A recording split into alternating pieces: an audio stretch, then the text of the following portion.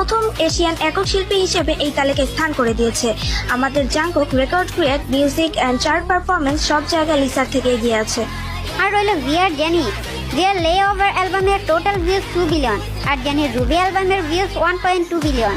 ভিয়ার অ্যালবামের সং মাত্র 6টা, আর জেনির অ্যালবামের সং 15টা। ভিয়ার অ্যালবাম টোটাল সেল হয়েছে 2 বিলিয়ন, আর জেনির 1 বিলিয়ন।